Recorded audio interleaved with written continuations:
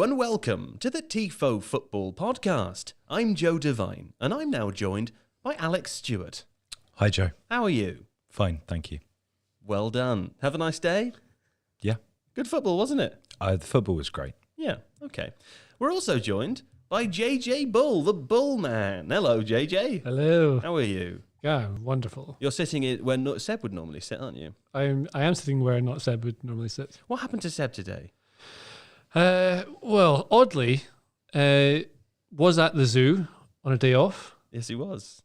and very unlike him to peer into the lion's enclosure. But you know, if you lean in too far, gravity and balance take over. Yeah. And he's not got the best centre of gravity anyway, has he? He seems well balanced to me, Sure.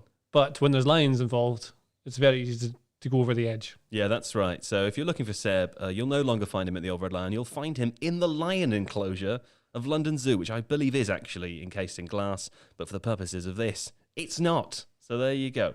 That's where Seb is. But we're delighted to have JJ today, and we're going to talk through Belgium, Italy, big fun to be had there, and also Switzerland, Spain, even more fun to be had there. Later we'll look forward to the semi-final, which will be between Italy and Spain. I'm very excited about that game. But let me tell you what else I'm excited about, Alex. I'm excited about The Athletic, aren't you?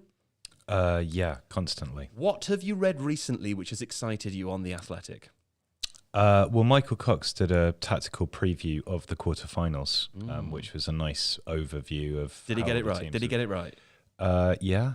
Of course he did. He's always getting it right, isn't he, old Michael Cox? I like Michael Cox's stuff. There's some nice stats in there as well, and it's not the obvious stuff. There's a few things that are worth kind of looking out for rather than things that you'd automatically see. And obviously there's two quarterfinals to go, so it's worth reading still. Well, there you go. Check out Michael Cox on The Athletic. And do you know, JJ, that there's currently an offer that you could take if you wanted to. It's £1 per month for 6 months, which is a great offer.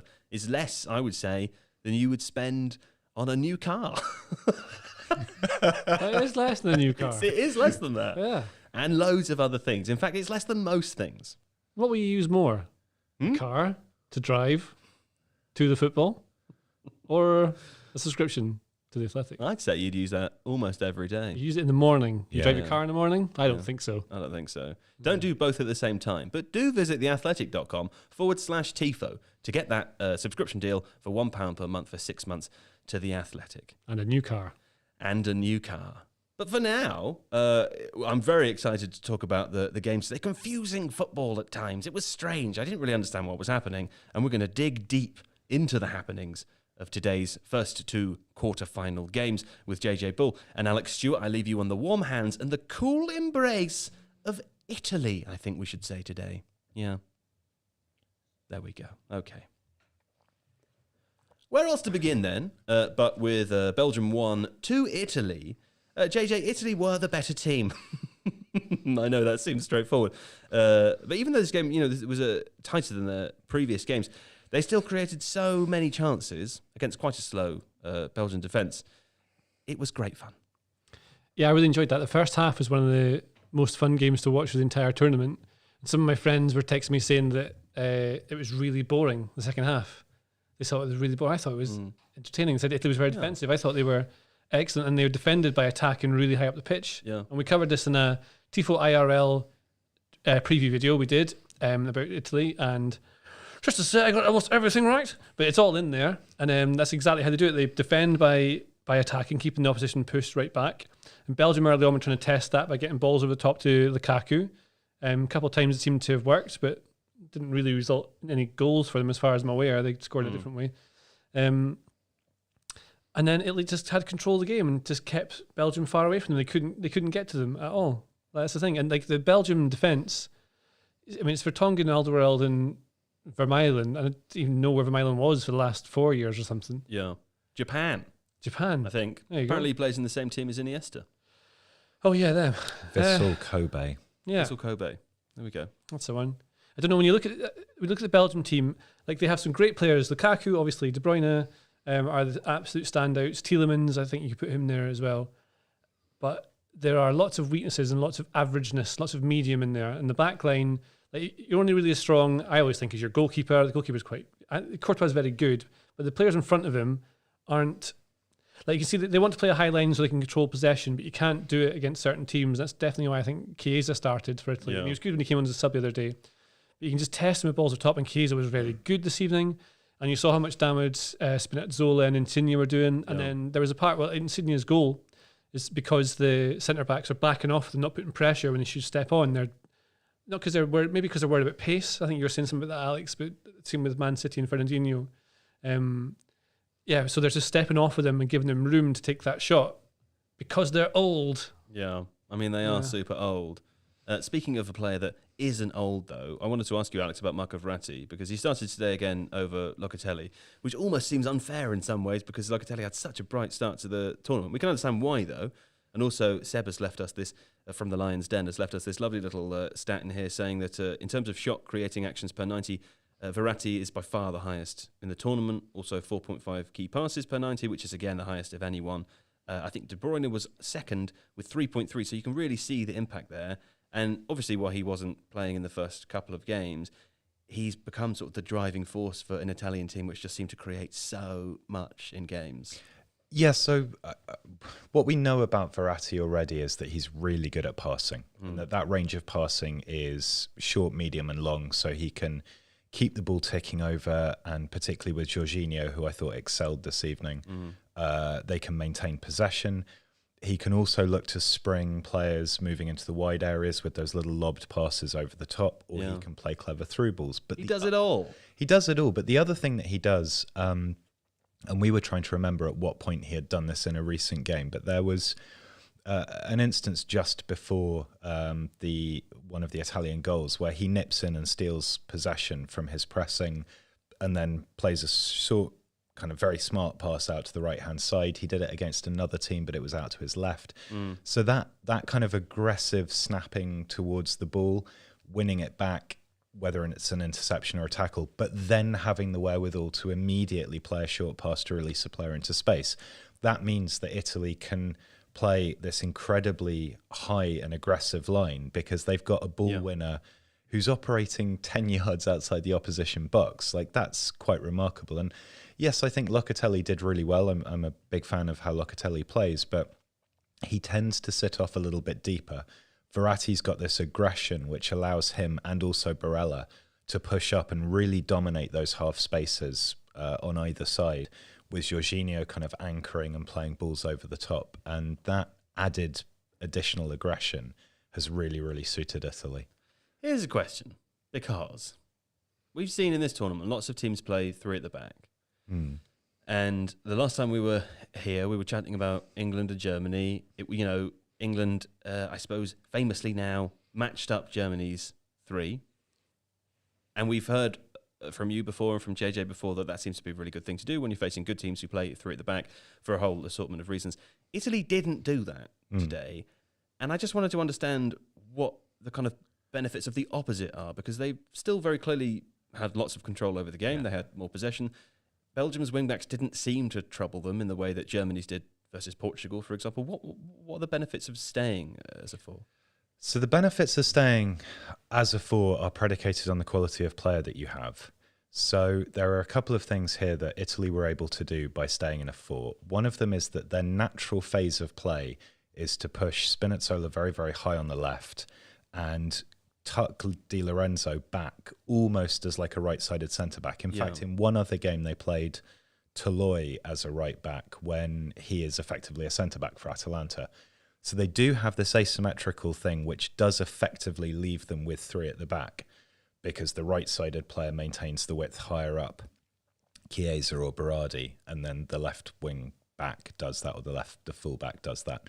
So they've kind of got a three shape anyway. It's kind of the best of both worlds. It is the best of both worlds. And I think this is one of the things, and also someone like Jorginho can drop back and form that three if both fullbacks are pushing up high, which they also do.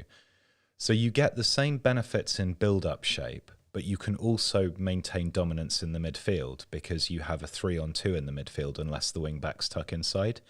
The other thing is, and again to go back to it, that this Belgian defence is slow.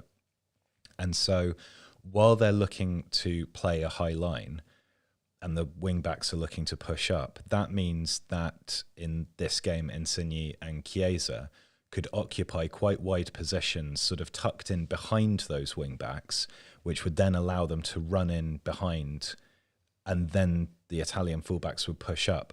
Now, if the Italians had gone to a 3-4-3, they could still have done that, but then they would have been 3-on-3 all the time at the back without that additional man in midfield. Yeah. So it made perfect sense in this instance because Italy could continue to play the way they wanted to play, but they could also target a particular weakness of Belgium's. You know, when I look at you, all I can see is Gattuso.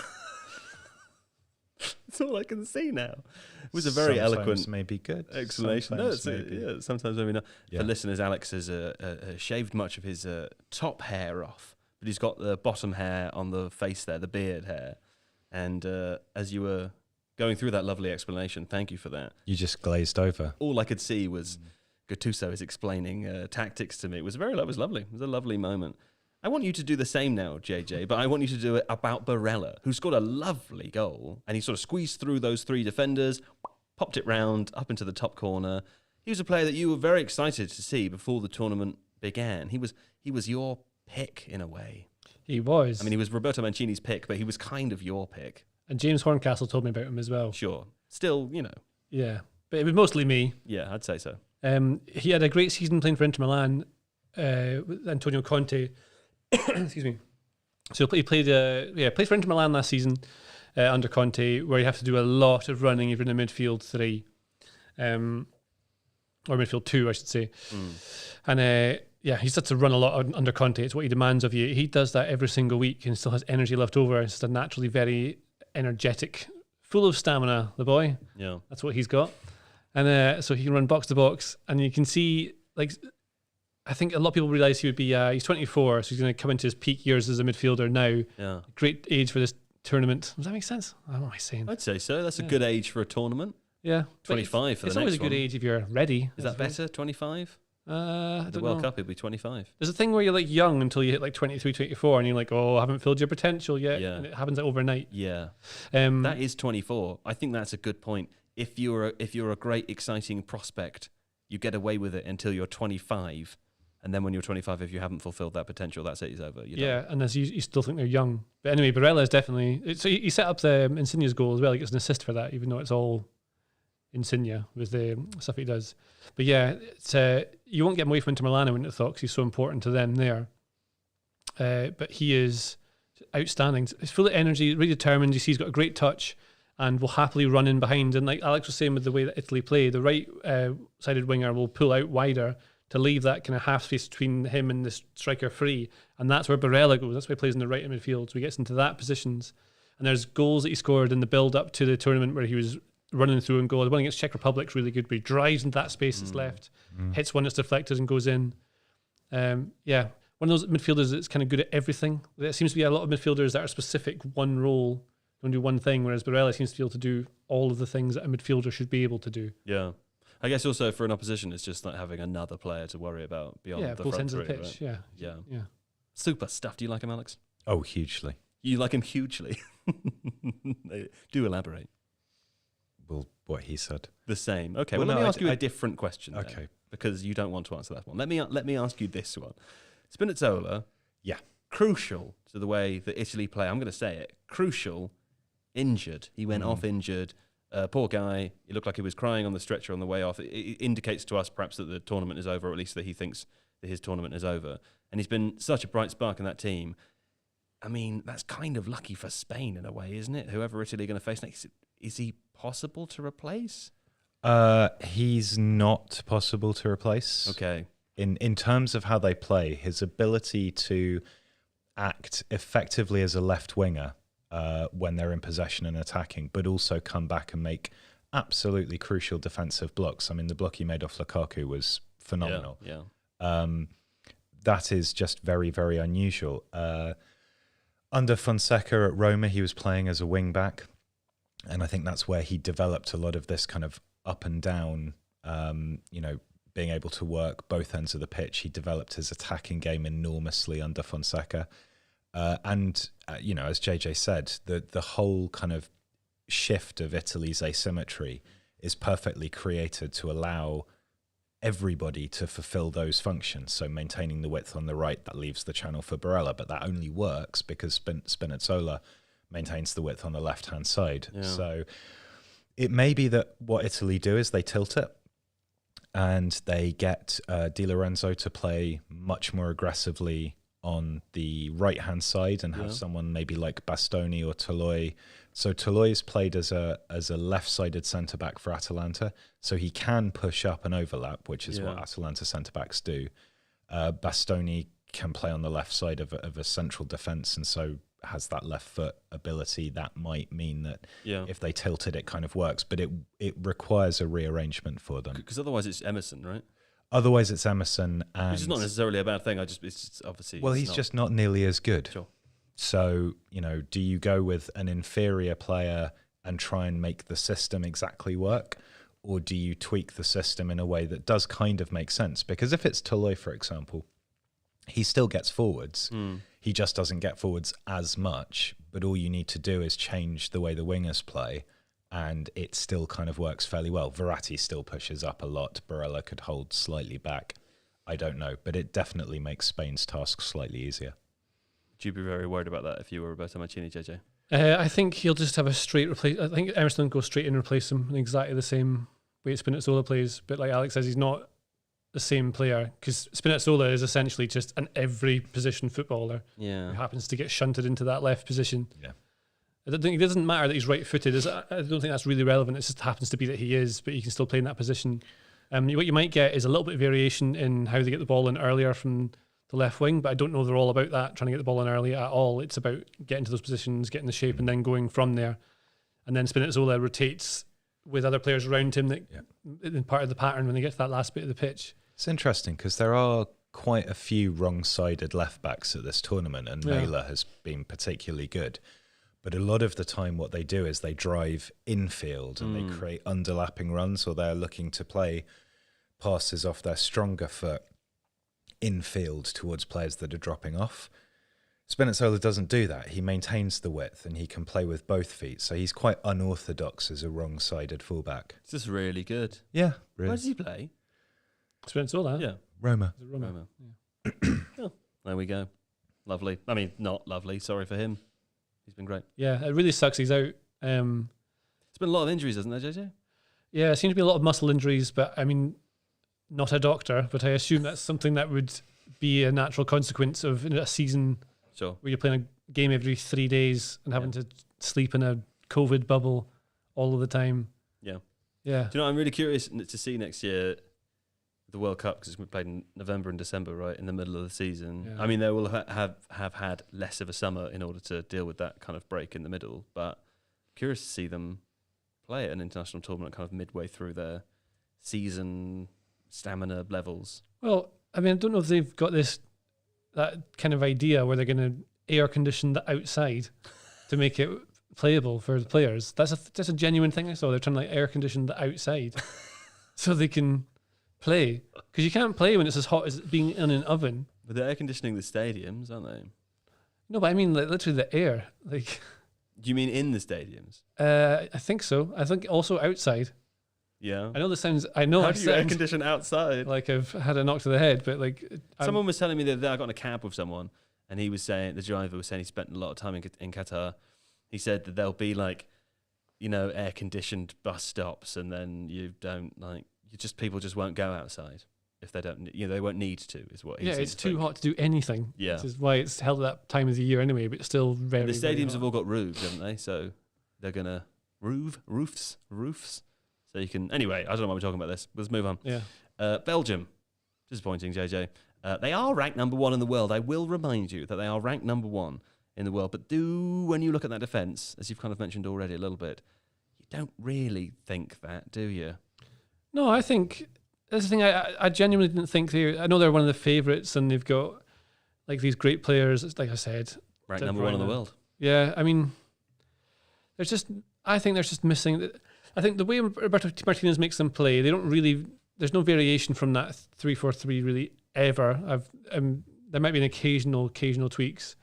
The changes they made late on, I couldn't really work out what the system is meant to be. It seemed to be more like, as Alex said, vibes. I kind of get that. like just thrown on Dries Mertens, put him. That was somewhere in the front. exciting. I was I'm similarly confused to you. I know that somebody in the chat said at the beginning as well as anti-football for the last 20 minutes. I assume they mean from Italy. You're saying your friends thought that. I thought it was cool, man. I thought like suddenly everyone was just going for That's it. it. Belgium was just trying to go from end to end, get was rid of the great. midfield. Don't need a midfield if you're losing. Just get the ball up front and get all your boys up the pitch. Yeah. And then Italy lock it down because they do. And then the most Weasley thing you can do and pretend to be injured every time you get Sure. touched. Yeah. But they win the game. It's the kind of thing that you said about Scotland and England players, that they should be accepting the ways of the weasel earlier. I like Just the weasel's a very noble animal. I think they are the most Weasley of the animals. They get very unfair rap, a weasel, I would say. Also ferrets. Sure. But what do ferrets do that a weasel doesn't? What's a weasel? Why is a weasel? Racing. Climb up the old trouser leg. That's what the ferret does, isn't it? Yeah. That's the famous thing about the ferret. Ferret racing. I don't think you can race weasels because Weasels they're are far too- more feral than ferrets, This aren't they? is the thing. Yeah. I mean, aren't ferrets are domesticated, right? yeah. Do you get wild ferrets? Yeah, for sure. You do? They just keep Well, out of sight. I mean, they were all originally wild, so Well, yeah, I mean, everything was I originally don't think they're wild. only domesticated. Although you don't get wild cows, do you? No. Or buffalo? I mean, also dogs The now oryx didn't was exist a in the wild way... cow. Dogs are just domesticated wolves, right? Over a long period of time. Yeah. I genuinely don't know whether the ferret is wild, whether you get wild ferrets or whether they are entirely domesticated. I'm sure there probably are wild ferrets. Someone in the chat will tell us. We'll pick that up in a couple of minutes' time. But until then, Alex, tell me about Belgium now, because presumably, I think it's too harsh to say this will be a rebuilding job, but they are kind of at the end of that golden generation time, aren't they? I mean, like some of their more important players are growing older. We're all growing older. They're a domesticated species of polecat. There you go. They're a cat. Polecat. Yeah, it's disappointing for them because obviously there is going to be a transition, and you would kind of think that this tournament would be the opportunity to particularly transition in some centre backs. You know, there are a couple of decent young Belgian Who've they centre got? backs. Who's left? People like, oh, do you mean the defenders coming through? Or Yeah. I mean, I don't know. I just mean anyone other than the ones that played. So someone like Edouard Pletinks is good. There's a guy at Bruges whose name I've forgotten.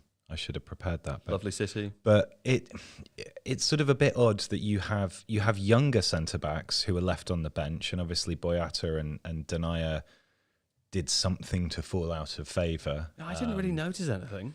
Not really, and Denia, I'm not sure how you pronounce it, played pretty well in the international games up until the beginning of the tournament, and had that ability to kind of push forwards and carry the ball up, and he was a much more proactive centre back in that back three. So he would be the middle one, and he would be the one who would push up and contest the ball, or push up and close down the striker if the striker was dropping off. Yeah.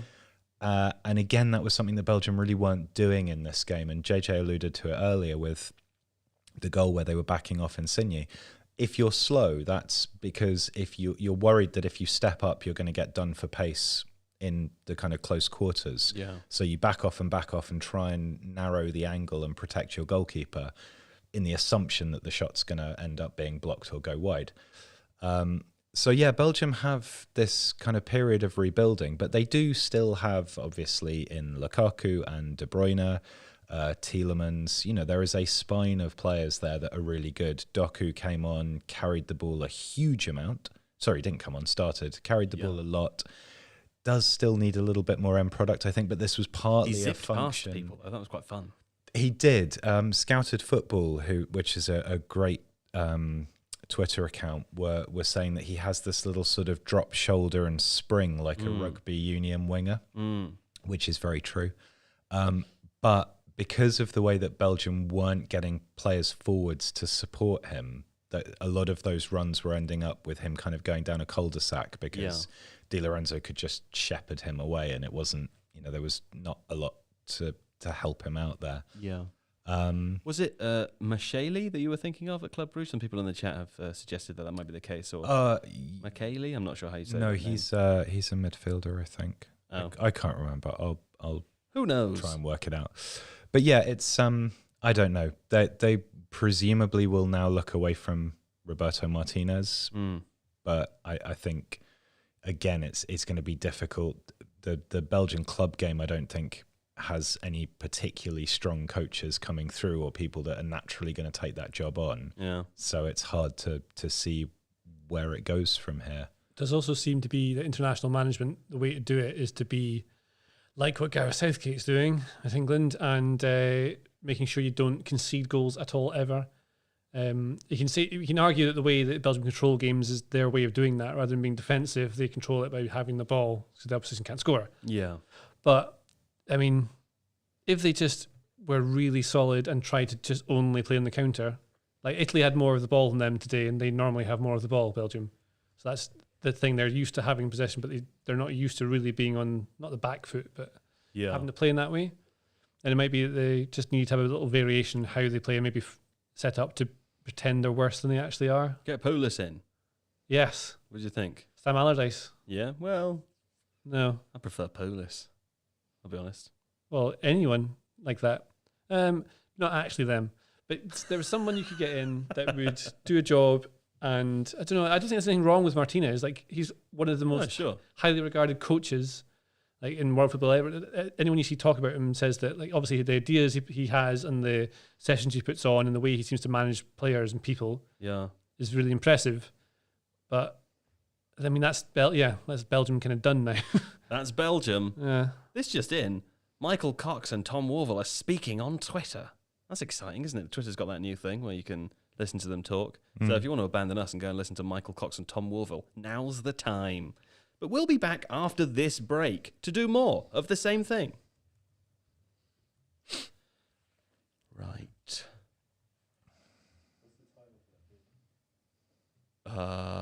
What was How will they line up? yeah, it was like bear with. It was Tifo's England 11, but with XI question mark. Yeah, thanks. Right, we are coming back. Here we go. Right, okay, let's carry things on now with Switzerland won Spain. And of course, Spain went through on penalties. It was a bizarre penalty shootout, JJ, wasn't it? Let's do penalties first, because they were very, very odd. Switzerland were so good in their penalties against France, but they were pretty awful here. Yeah. So what I wanted to ask you about was, I wanted to ask you to talk through the difference, and we mentioned this before, the difference between goalkeeper-dependent penalties and goalkeeper-independent penalties, because there seemed to be some confusion from the Switzerland players. I mean, you take a penalty however you want to, but the important thing is that you smash it in the back of the net, or at least beat the goalkeeper, right? And that would be an independent penalty, well, right? look at this way. When Alan Shearer used to step up and take a penalty, he said he would always, well, what did he say? I watched it the other day, I can't remember exactly what he said, so let's not paraphrase Alan Shearer and talk ill of him. I love Alan Shearer. Okay.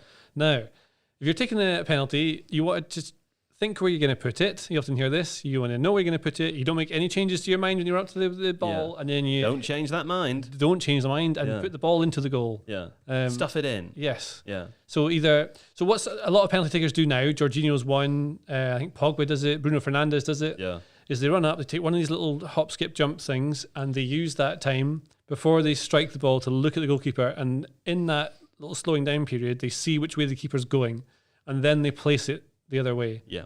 And I think that's a goalkeeper-dependent penalty. That is dependent on the goalkeeper. So you are dependent on what you're...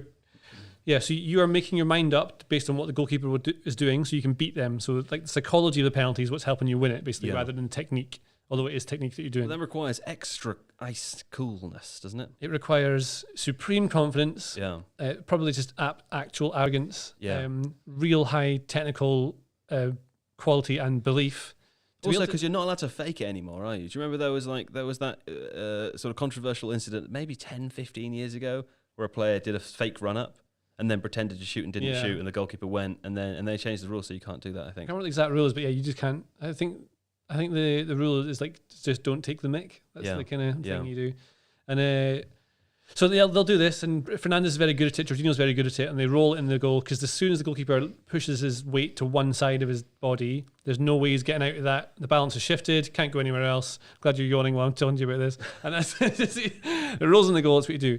But just put your foot through it. Yeah. Like, if you're nervous and you're stepping up, like I think it's a Kanji's penalty, it was awful. Awful. I just like There were two from Switzerland. It looked like they were trying to wait for the keeper to go, but I think you described when we were watching them, it looked like they were lining up for the goalkeeper-dependent penalties, where they wait to see where the keeper's going to go before they place it, but then placing it where the keeper went. Exactly. That doesn't make any sense. I think maybe it's just a really good bit of goalkeeping by Unai Simon in the Spanish goal, where he moves his body from like side to side, boop, boop, boop, like that kind of. Yeah. Oh, you can't see that in an audio platform, but he's doing that. You can hear the bub. Zip, zip, zip. And then the last like zoop is what's making him go that way, but he's already going that way. It's just bad. It's bad. And I think if you're nervous, and they look nervous, I think, stepping up as well. It seemed less nervy in the last penalty that they took. Just put your foot through it. Yeah. Especially if you're nervous, because at least, even if you go down the middle, if you hit it so hard that the keeper can't do anything about it, Yeah. the worst case is, you put it over, which they also do. Yeah. They just kept missing. It was awful to watch, because Spain missed the first penalty. I think it was a post and out, wasn't Just it? gets hit the post. Just gets at the post, and then whoever went first for Switzerland scored. And after that point, they just kept missing. You kept thinking, goodness me, they've really spurned it. But hey, man, they took them all the way. Next thing I want to talk about, though, is the red card, Alex. Because it was Rumer Freuler, 76 minutes in, very divisive, as it turns out. Heated argument with Seb Stafford-Bloor from the Lions' Den. Yeah.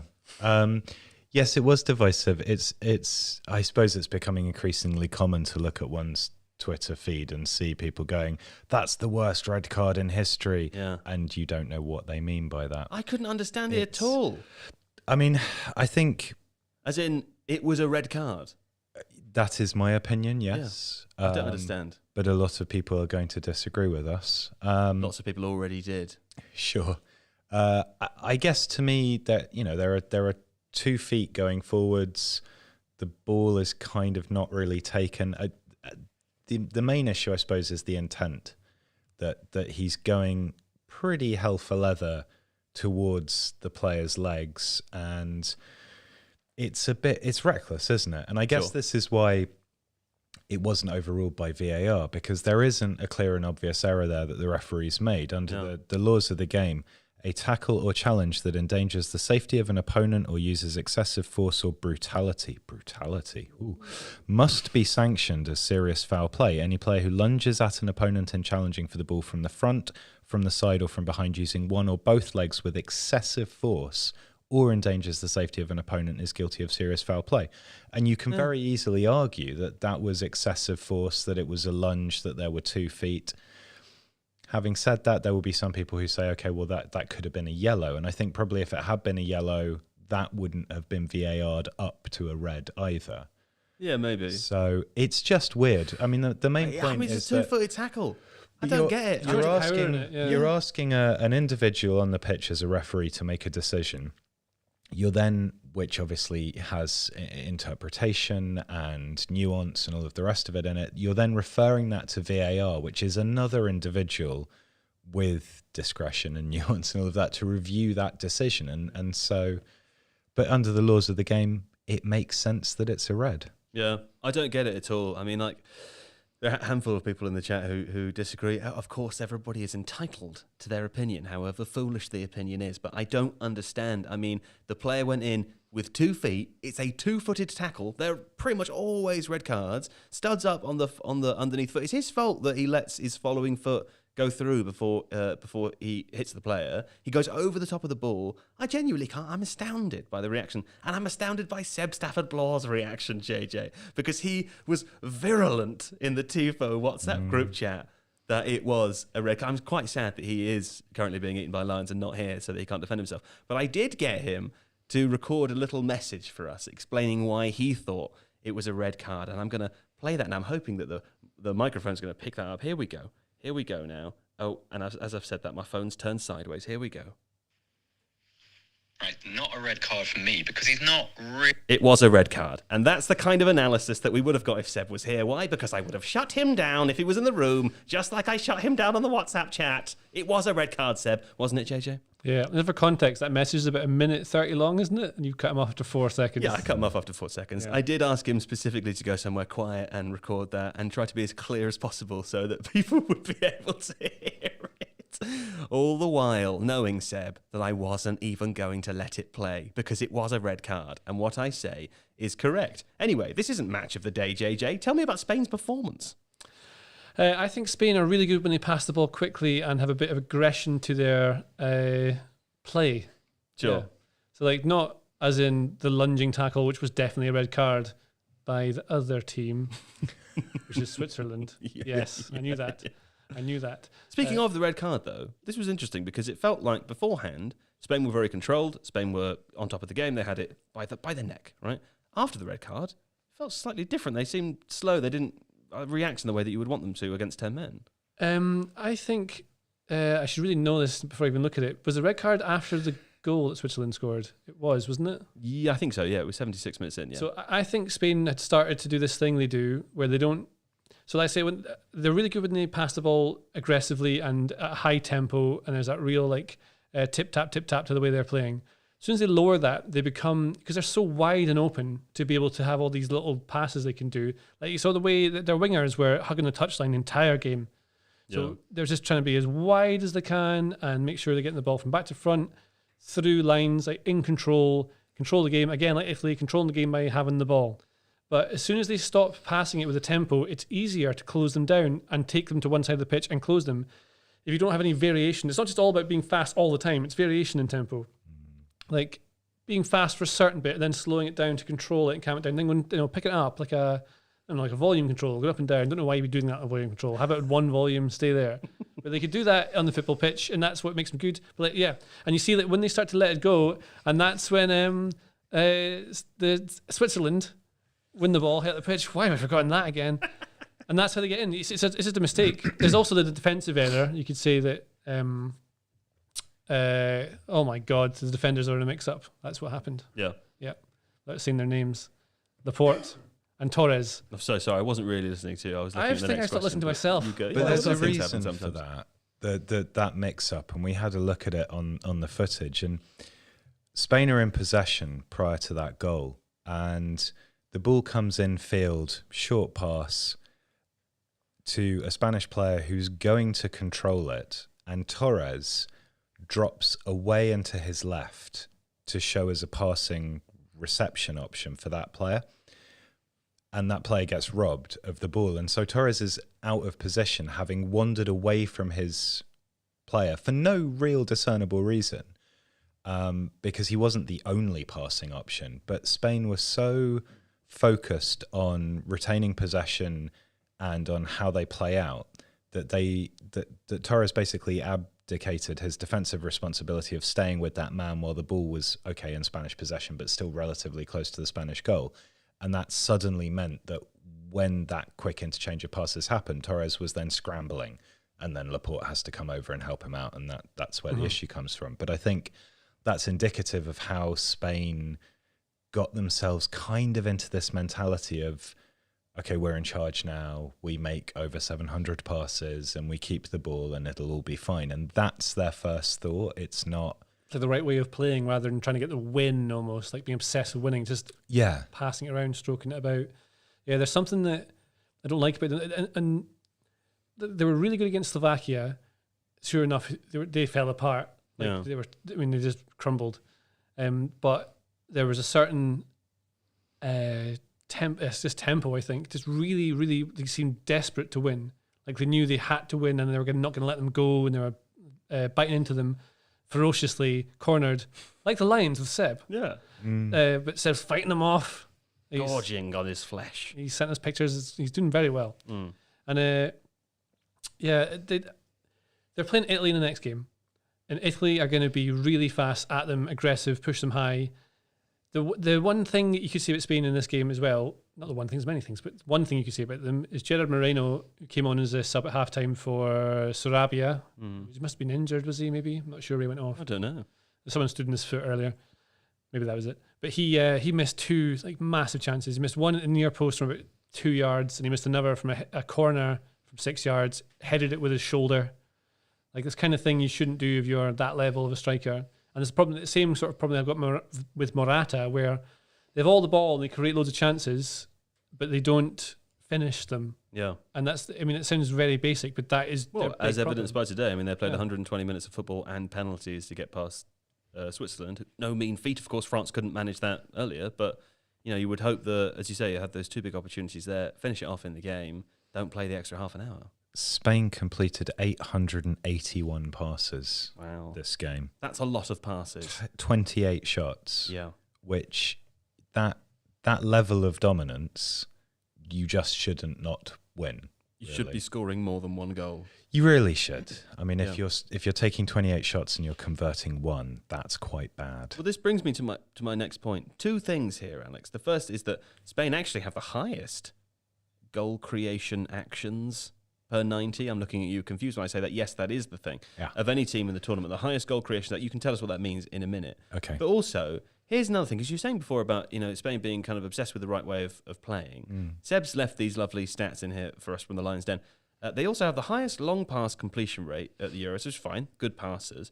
But they've also completed the highest number of crosses during the tournament, which is surprising based on how you think that they play.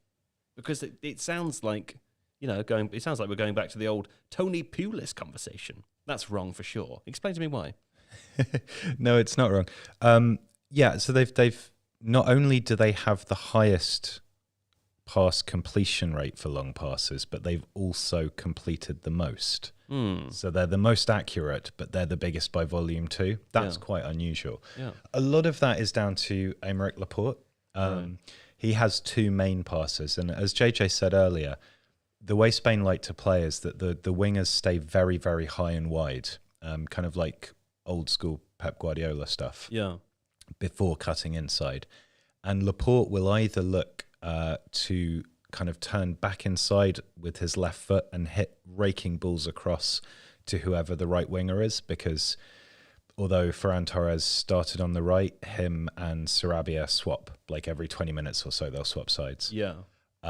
Or he does this long pass, which is sort of back inside and then up the centre of the pitch through the left half space as a sort of dink over the top for a player to run into. Sometimes it's Pedri, other times it'll be like Morata coming across. So this is very much a way that they progress the ball upfield, and then they all rush up to join that. It's kind of like their get out card. Tell me about the get out card after this break. We're back from the break, and all I want to hear about, all I've been thinking about during the break, Alex, was the get out card. Yeah. So you can't always pass your way out of the back nicely. And if you have a centre-back who is very good at these long passes, think Liverpool and Virgil van Dijk. Sure. It's a way of accessing your wingers, because if your wingers stay very, very high and wide, which Spain's do, then you can isolate the opposition fullback. Or if the opposition fullback is pushed up as part of a press or part of a block, sometimes you'll find that those wingers are actually behind or closer to the opposition goal than the fullbacks are. So having a pinpoint accuracy centre-back who can play that particular pass with their left foot to open out that angle is a really effective way of progressing the ball up the pitch. And what Italy then like to do is come back inside from that position. So they make all of that ground up. Italy? Sorry, Spain. There we go. Thank you. They make all of that You're welcome. ground I've up. corrected you. You're welcome. That's great. It's so good that you're here to catch me when I fall. No problem. Then the rest of the team rushes up. Pedri will sit in the left half space and recycle that possession.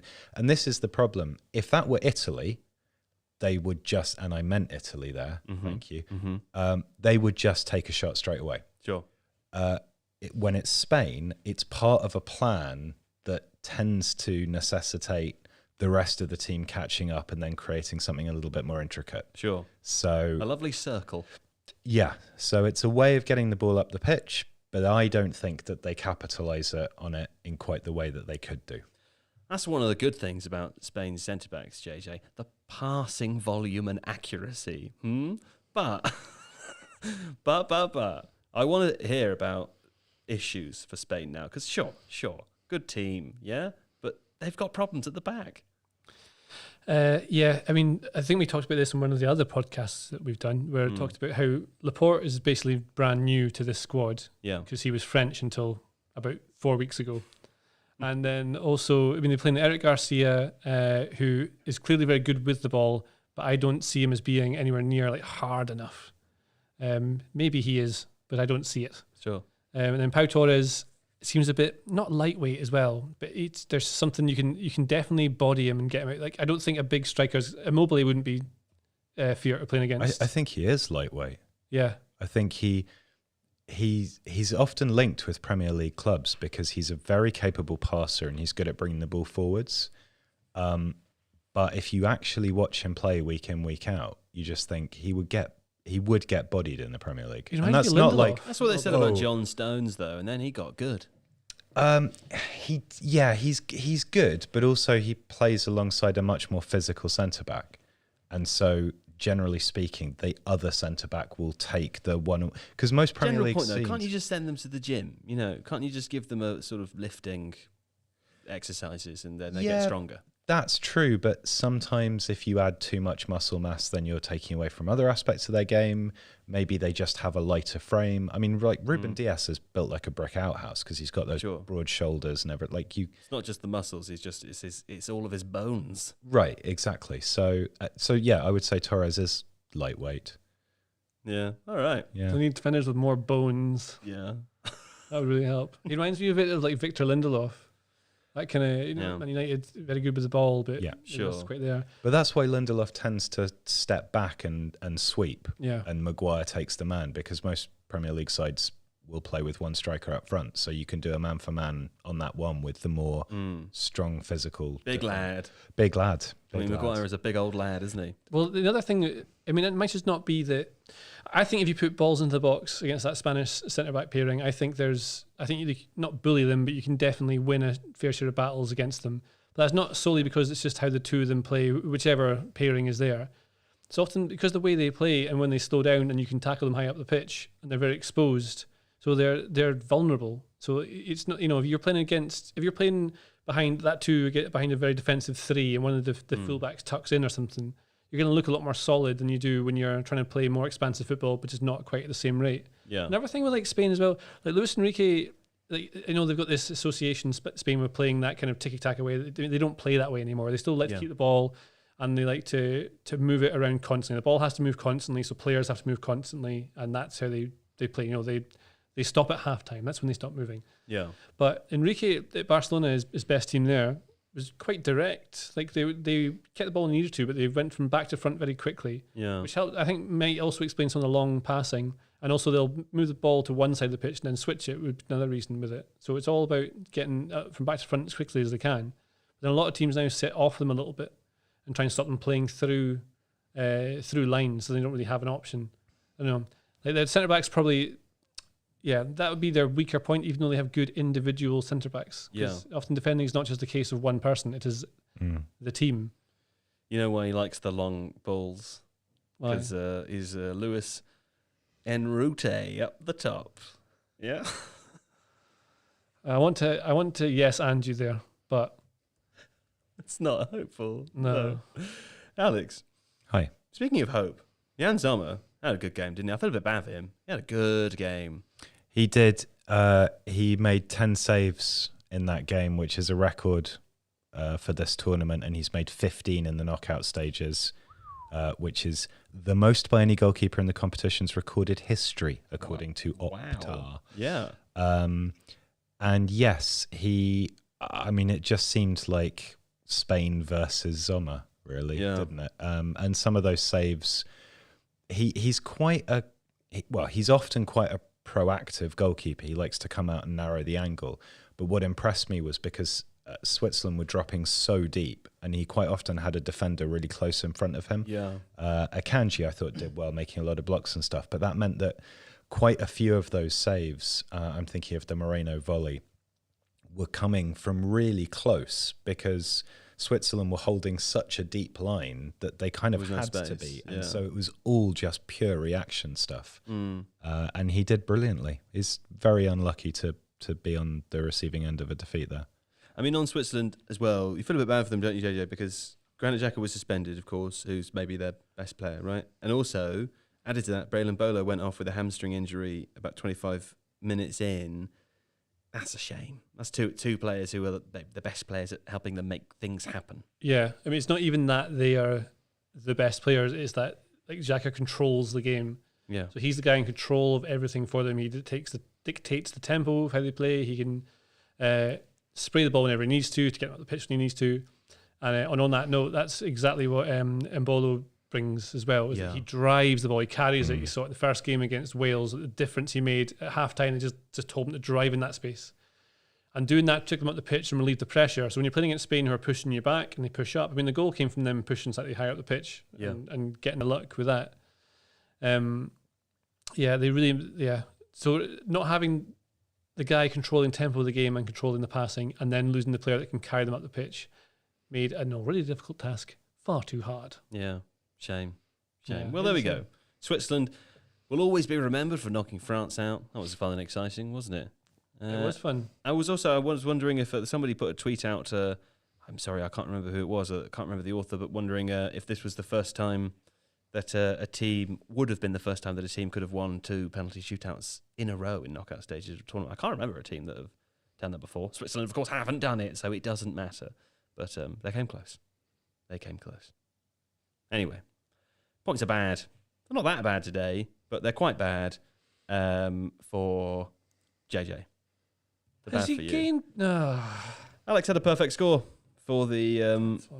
I think Seb has changed my points to Roman numeral points, and I can't read that. So It's 124. Okay, thanks to the private school boys for being able to read my Roman numeral. Thank you. I assume it was you, Seb. Very funny. I don't like it. It's not fair to mock people for being poor or poorly educated. And, not a good spend of your time when you should be dodging lions down there in the London Zoo. Anyway, bad day for JJ because Alex has opened the gap up further to 9 points from 6. So he had a perfect score on the Italy-Belgium game. He said 2-1.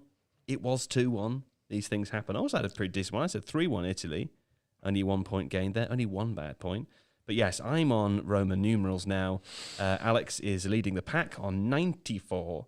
JJ following up on 103. Oh my God, Seb's going to catch me. And Seb's on 108. He also had a decent enough day. Seb's also been kind enough to send in his PAB predictions. We're calling it PAB now. Points about PAB. His PAB predictions for tomorrow. Seb says Denmark 2, 1 Czech Republic, and England 1, 0 Ukraine. So JJ, I'll come to you first for your PABs for tomorrow, please. PAB me. Denmark versus... No, wait. Can I go first? You're absolutely right. I remembered that as you were making that face at me. Yeah. Alex, you should be going first here. Pab, please, for Denmark, Czech Republic. 3-1 Denmark. 3-1 Denmark. Hot diggity dog. Okay. And England, Ukraine, please. 2-0 England. Well, there we go. Denmark have got the ball in the opposition box more than any other team so far and have the third highest XG4. So, sounds like you should be predicting Czech Republic, JJ. Alex is using statistics to win this. Yes, he does and care. I should have done this. Do you know where I got those statistics from? You know, Joe, don't Your you? parents' house. What? No, I don't know. What? It's the end. From the Athletic. From the Athletic, did you? Is it? Would you say it's fair to say that the Athletic is helping you win this game? In part. At such a low cost. Anyway, tell me, JJ, what you think about Denmark, Czech Republic, please. I think it's going to be definitely... Agony on your face, riddled with I agony.